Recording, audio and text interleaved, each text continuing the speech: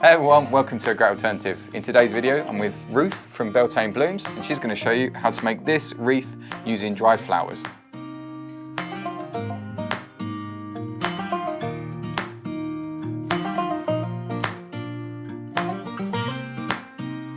So there are a couple of different plants that you can use to start your wreath base off. So willow is the most common one. It's quite easy to forage just from the wild because it lends itself to being coppiced. Then there's also some more unusual things like honeysuckle, which is a little bit more difficult to arrange with because it does tend to snap if you're not really careful, but it gives a really lovely loose flow to the wreath. Then we've got Virginia creeper, which is actually an ornamental garden plant. I don't think it's native, but it has escaped in lots of places, so you can quite often find it hanging over walls or in the wild or in kind of abandoned waste areas. We've also got hazel, which is not quite as flexible as willow, but again, another plant that's coppiced, so sometimes you can get those really long stems, so that's really good to use. We've also got dogwood, which has got this really lovely, all of the new growth has got this really lovely red colour to it. You can also get some yellow, some orange and some green varieties, which is really nice. And then we've got birch. So it's not normal birch, it's a weeping birch, and quite often they'll drop their whole branches, and as long as the branches are still green, they haven't dried out, they make this really lovely loose wreath as well. I'm not going to demonstrate how to make wreaths today because Jason's got quite a lot of videos already showing you how to do that, so you can look one of those up. But one thing to mention is that it is quite important to make sure that once you do make your wreath, it has a bit of time to dry out, because once the water content disappears from the wreath and it becomes stiffer, it also shrinks. So when we're arranging on the wreath, if you arrange when the wreath is still green, it will shrink, and then quite often the flowers move around and sometimes fall out. So I sometimes, if I'm in a hurry, I'll leave them next to radiator for a couple of days, and they usually dry out pretty quickly, or you could just leave them to air dry somewhere or out in the sun if it's the summertime.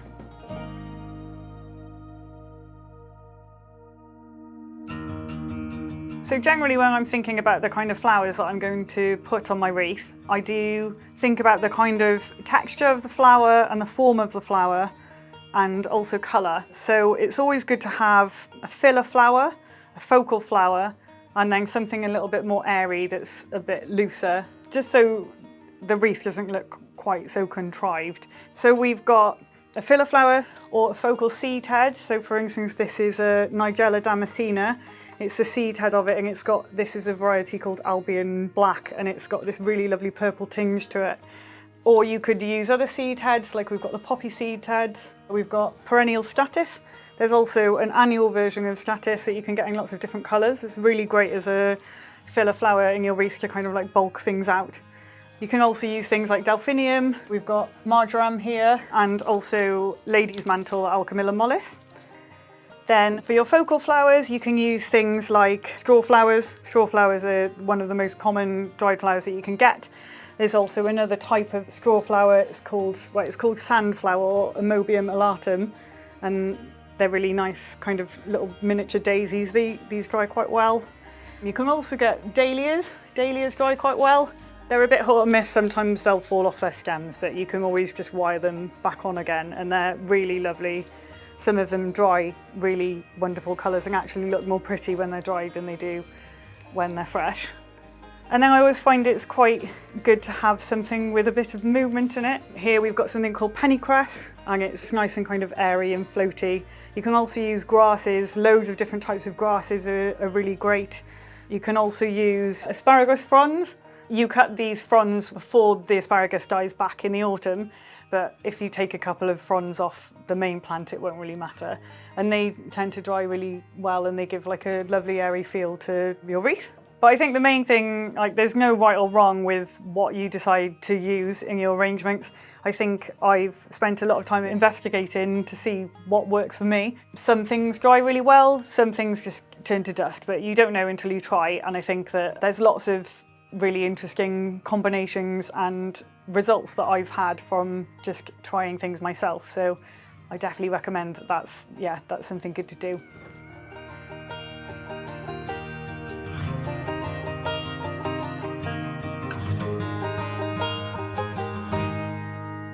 So apart from flowers and your wreath base, if you collect all the ingredients that you need for making a wreath, I usually have with me either a pair of garden snips or some secateurs. And then I'm using floristry wire. So this is uncoated in plastic, so it's just steel or whatever metal they use. If you want to make a completely natural wreath, you can use string or jute instead. But I find that it's a lot easier, especially if you're just beginning, to make it with the wire, because the wire holds the little bunches of flowers on the wreath a lot easier. And then also some wire cutters, so you can cut your wire at the end. I have ruined way too many pairs of gardening snips by being lazy and not finding my wire cutters, so they're always handy to have as well. So to start off, if you think about the wreath and look at how the wreath is, basically you want the part where you've cut at the end to be at the back, because if that's showing, it ruins the look of the wreath really. So you're looking for the best part of the wreath if you're only doing a half circle. So if you've got any ugly bits, like on this bit of willow, there's a bit of abrasion here. So I'm definitely going to cover that bit in flowers.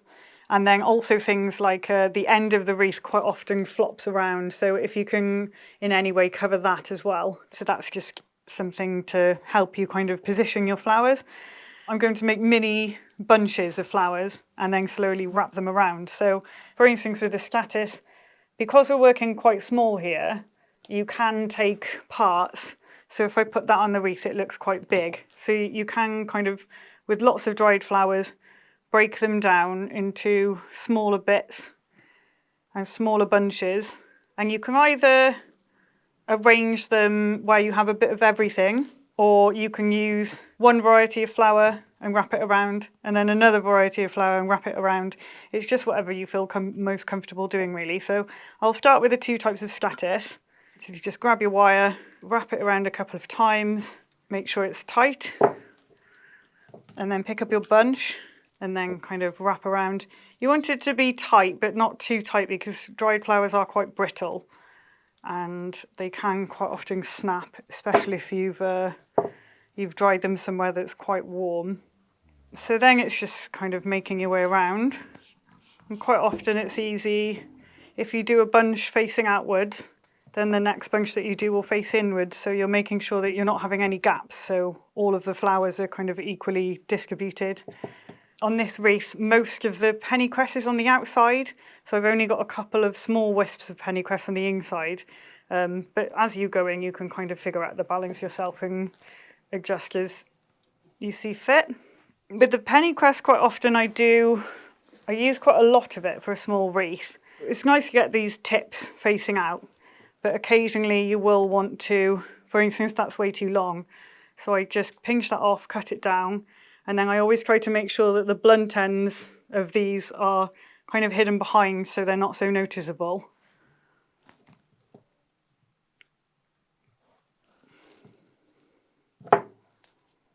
And then also for this wreath, I'm using pheasant flowers. For this wreath, I'm using pheasant feathers because they look really pretty. And sometimes it can take a while for you to get the positioning of these right. Sometimes it's very hard, and you can kind of poke them in after it, but poking them in after is the easiest way to do it. But they're obviously not as secure as if you manage to arrange with them at the same time, but they can tend to kind of move around, so you do have to reposition them sometimes. Sometimes if you don't want the pheasant feather to get lost, you can arrange your next set of flowers all on top of it already, so you know it's going to stay in a prominent position. So I'm just slowly wrapping around, not pulling too tightly. I'm remembering all the elements, because sometimes I'll get a bit carried away and then halfway through the wreath I realise that I've missed out a certain flower that I'm supposed to be using. I don't know, maybe some people aren't quite as forgetful as me.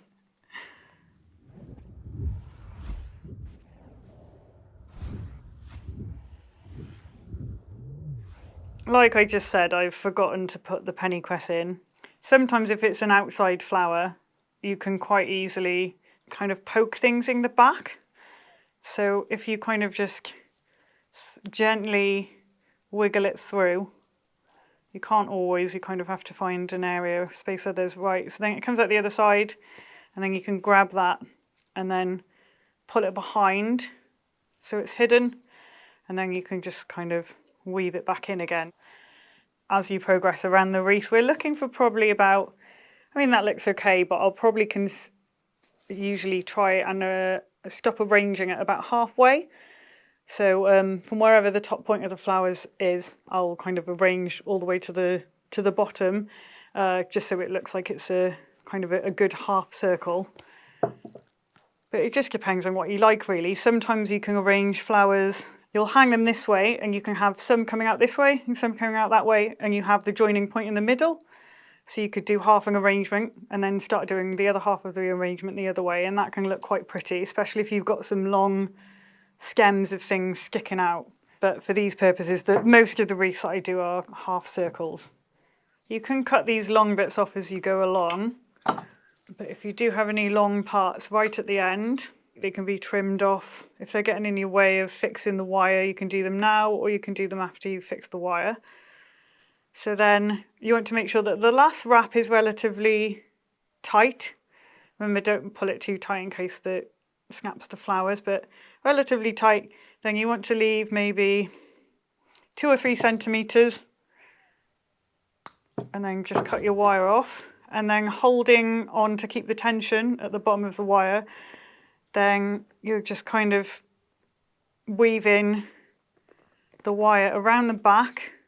This can sometimes be quite fiddly as well, and sometimes you need to put the wreath down on the table, but always be careful about crushing the front of the wreath, so I try and do it without doing that if possible. Then you just wrap it around a couple of times, and then if you've got a sharp end, I try and kind of poke that into the back, into the bottom of the base, and push it down to secure it. And then turn it over at the front again, and then it's just cutting the extra ends off. I'll quite often cover any exposed wire at the end with a pretty ribbon, like a silk ribbon or velvet ribbon, or you could use hessian or even string if you wanted to. So there we go. Okay, all done. So now that we've got a lovely dried wreath, if someone's watching this video and is making one of their own, what's the next step? What's the best way to kind of preserve this? I think the main things with dried flowers are to keep them dry and out of direct sunlight. If they get wet, they go mouldy quite quickly. Some things will hold their colour better than others, but I always say that if you keep all of your dried flower wreaths out of direct sunlight, then you're more likely to preserve their colour. But I do have some dried flower wreaths that I made probably about 3 years ago, and they're still at home, looking really lovely. So yeah, right. I think lots of people ask about like preserving wedding flowers and things like that, and yeah, you always kind of have to manage our expectation on how, like, oh, I want to put it in a glass bell jar and have it forever, but that doesn't always work. But yeah, as long as you kind of treat them correctly, they do tend to last. And they sometimes change and their vibrancy fades, but they still look really pretty. So I think, yeah, they're kind of that, yeah, like you say, it's the nature of natural materials. They kind of change, but they're all kind of beautiful, I think. Definitely. And so in regards to preserving, do you use any kind of, I don't know, sprays or glues or would you ever do anything like that?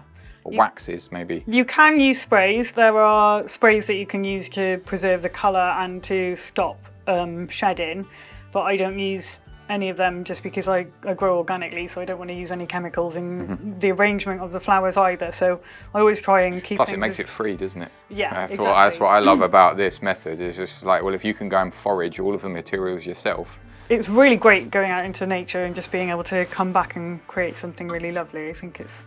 Most people probably, they might, if they have a garden, they might have flowers that they can use that they've grown themselves.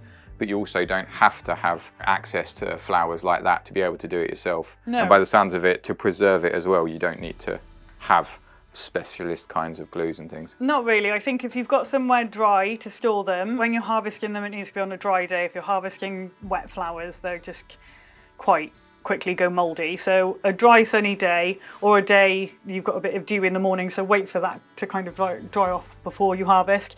Most things, bunch them up, hang them upside down. If they've got particularly chunky stems, I tend to split the stems up so there's more aeration. Equally though, you don't want it too hot, so putting your flowers in something like an airing cupboard will just tend to make them go crispy and fall apart. So you want like yeah, not really damp, not too hot and dry. Excellent. Right, I can't wait to have a go myself now after this. Hopefully Ruth's going to do a few more videos, maybe. Today, maybe not. We were planning potentially to do like 2 or 3 today, and I think maybe 1 will be how much we do. Yeah, although I have got a plan, hopefully, that you might make something for the fairy video. If that's not out yet, if it is out and you haven't seen it, check that at the end of the video. But yeah, otherwise, where can people go if they either want to learn more about yourself, and because you do, am I right to say, do you do workshops as well as potentially selling your wreaths? Yeah, I've just started doing workshops in Cardiff. So yeah, I am actually Welsh despite sounding Bristolian. You can find me on beltaneblooms.com. I'm also Beltane Blooms on Instagram, and I'm also Beltane Blooms on Etsy. I've got an Etsy shop. Brilliant. Okay, so that's it for today. Thanks again, everyone, and I'll see you in the next one. Cheers.